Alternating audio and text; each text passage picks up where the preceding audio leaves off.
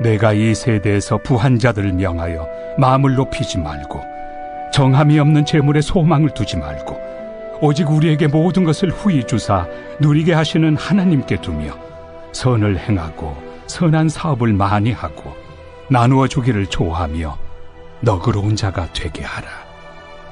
이것이 장래의 자기를 위하여 좋은 터를 쌓아 참된 생명을 취하는 것이니라.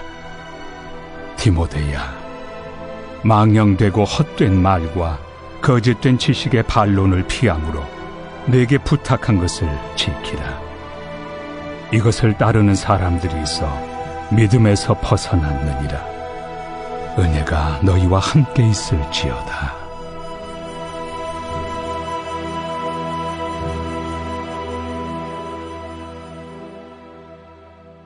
안녕하십니까. 1월 17일 금요일 말씀 묵상 시작하겠습니다. 디모데전서를 오늘 마칩니다. 6장 17절에서부터 21절까지 함께 읽었습니다.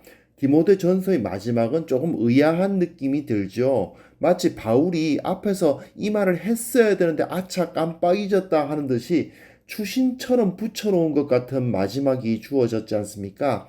내용 자체가 좀 헌금을 독려하는 그런 내용이다 보니까 아무래도 마지막에 붙여놓은 것일지도 모르겠습니다. 좀 기억에 남으라고. 하지만 어떻게 보면 바울은 디모데를 어제 본문에서 정식으로 에베소 교회의 사역자로 임명하는 내용을 제시했잖아요. 6장 11절부터 16절까지가 디모데를 정식으로 에베소 교회의 사역자로 임명하는 임명서와도 같은 건데 그것을 강조하기 위해서 나름대로 6장 2절 후반부부터 오늘 본문 21절까지를 나름대로는 의도적으로 배열한 것일 수도 있다는 생각을 할 수 있습니다. 꼭 이렇게 배열했다라고 말하기보다는요, 이렇게 배열했을 가능성도 있다는 건데요.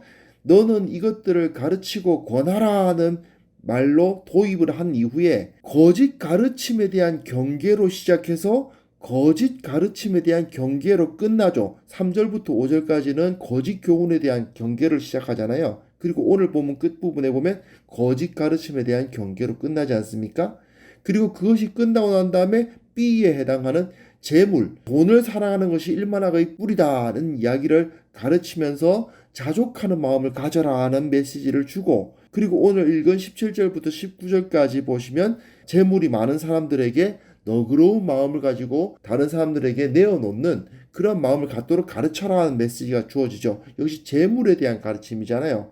그리고 어제 본문인 11절부터 16절이 그 정 가운데 들어가 있지 않습니까? 이런 구조를 좀 어려운 말로 카이아스틱 스트럭처라고도 하고 동심원 구조라고도 하는데요. 처음과 끝, A와 A 다시, 그리고 그 다음 것과 그 다음 것, B와 B 다시 이렇게 주어준 다음에 정 가운데 가장 중요한 걸 집어넣는 구조를 성경에서 많이 사용하거든요. 바울도 이런 구조를 사용해서 어제 본문인 디모데의 임명, 너는 하나님의 사람이다 라고 선언하고 있는 그런 말을 하고 있는 것일 수도 있습니다.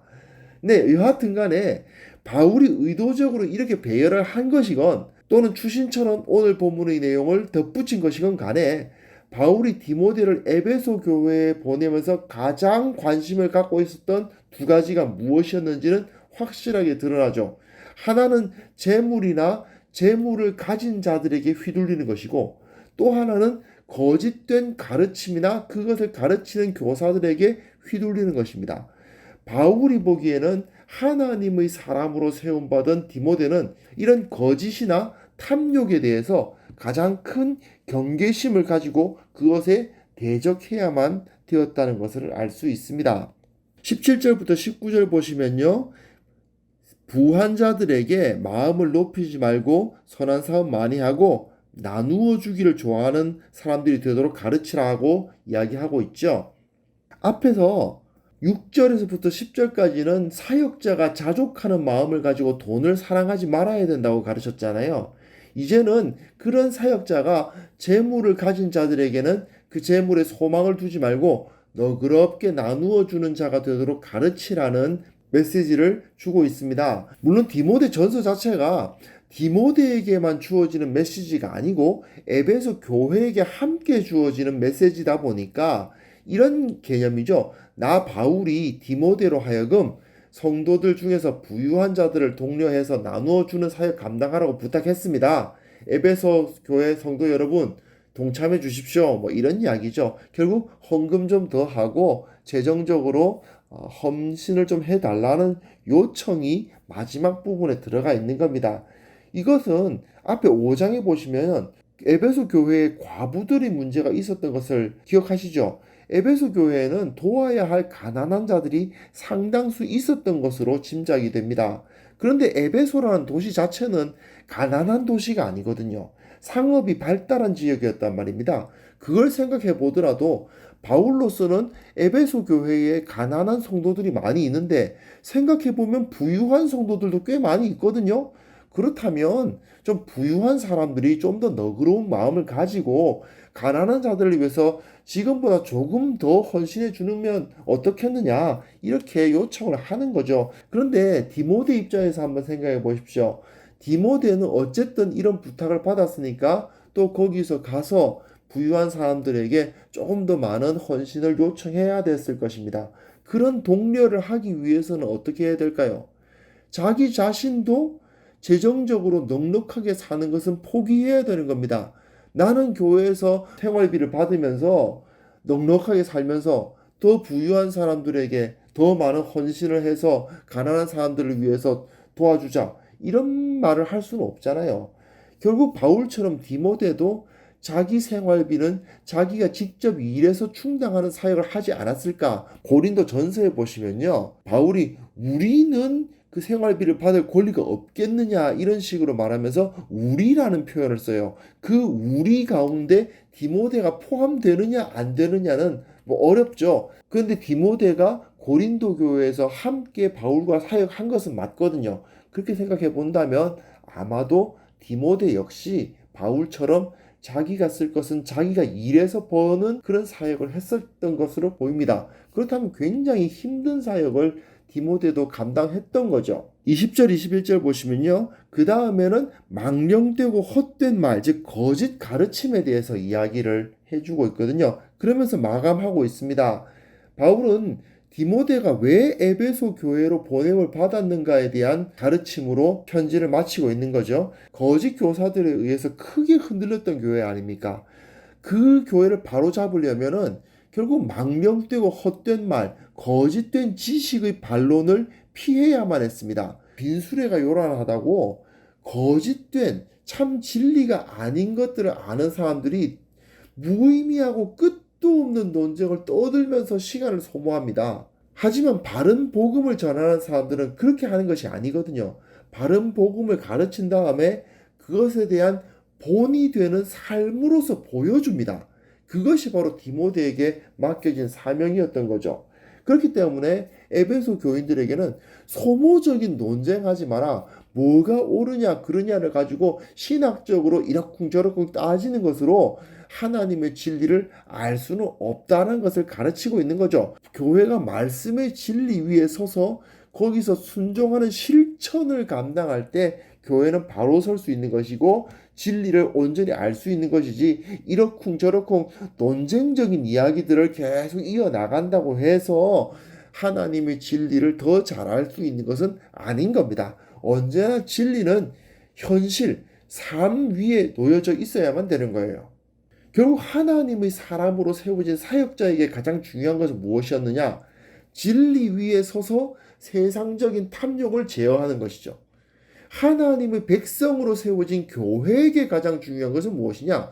또한 진리를 실천하고 세상적인 가치관, 그 탐욕을 극복하는 것이죠.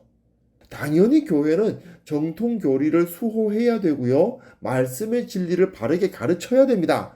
그건 당연한 것입니다. 그리고 그것이 바로 교회의 핵심 가치가 맞습니다. 그러나 거기서 멈춰서는 안 되는 것입니다. 거기서 더 나아가서 교회가 하나님의 진리 위에 서 있다고 말할 수 있으려면은 세상처럼 더 가지려고 하고 더 부유해지려고 하고 그래서는 안 되는 거죠. 하나님께서 우리와 함께 하셔서 우리의 모든 필요를 채우신다고 믿지 않습니까? 저 공중나는 새를 보라. 저 들의 백합화를 보라. 저 모든 것을 하나님께서 먹이시고 입히신다고 믿는다면 우리가 지금 우리 손에 가지고 있는 것들을 너그러이 나누어 주지 못할 이유가 없는 것이죠. 이것은 개인의 문제뿐만 아니라 공동체적인 문제이기도 합니다. 교회가 부유해지고 있잖아요. 우리 주위에 보면 참 부유한 교회가 많잖아요. 근데 그 부유한 교회들이 그 많은 재산들을 나누어 주는 데 사용하기보다는 내부적으로 소비합니다. 여러 가지 행사도 하고 화려하게 꾸미고 큰 오케스트라를 운영한다거나 또는 아주 화려하고 웅장한 건물을 짓는다거나 뭐 등등 여러 가지 방식으로 교회가 그 주어진 재물들을 내부적으로 소비하는 경우가 너무 많은데요. 아무리 정통 신앙을 가지고 말씀을 바르게 전한다 하더라도 그렇게 주어진 재물을 내부적으로 다 써버린다면 그 정통 신학이나 말씀에 대한 가르침이 철학자들의 헛된 논쟁에 불과한 것이 될 수도 있습니다. 과연 우리는 진리 위에 서 있는가? 진리 위에 서 있다면 정말 주님께서 원하시는 모습대로 너그럽게 내 것이라고 움켜잡지 않는 그런 모습을 갖고 있는가 한번 점검해 보아야 되겠습니다. 제가 오늘 첫 페이지에 조엘 오스틴 목사의 잎에 찍어놓은 사진을 제시했는데요. 이런 교회가 되어서는 안 되는 거죠. 정통신학도 없고 거짓된 번영신학을 가르치고 있을 뿐 아니라 여기서 알고 보니까 이 집회에 들어가려면 티켓을 사야 되는가 보더라고요. 제가 정확하게 모르겠는데 티켓을 팔아요. 아니 예배 드리는데 티켓을 사서 들어가야 된다는 그것도 참 묘한데 그렇게 모여있는 그 재산을 어떻게 사용하고 있는지 모르겠어요. 그런데 우리가 섬기는 교회는 정말 이런 교회를 비난할 자격을 갖고 있는가? 이런 것은 조금 생각할 필요는 있을 것 같습니다. 조금 우리가 우리 자신을 돌이켜보고요. 주님 앞에서 진리 위에 서서 정말 주님께서 원하시는 그 삶으로서 우리를 변화시키는 그 정말 진리를 실천하는 그런 개인, 그런 공동체, 그런 교회가 될 수 있기를 기도하고 노력해야 될 것 같습니다. 하나님 아버지, 주님께서 우리를 붙들어 주셔서 우리가 진리 위에 서게 하여 주옵소서. 디모데전서를 마치는 이 시간에 이 교회가 먼저 진리 위에 서야 하고 먼저 내가 이 진리 가운데 서야 한다는 사실을 다시 한번 깨닫습니다. 그리고 이 진리를 실천하게 하여 주옵소서. 이 진리를 실천함으로 말미암아 이 세상 가운데 예수 그리스도의 모습을 온전히 드러내는 참된 그리스도의 제자로서 우리 모두가 설 수 있도록 주님 도와주옵소서. 예수님의 이름으로 기도합니다. 아멘.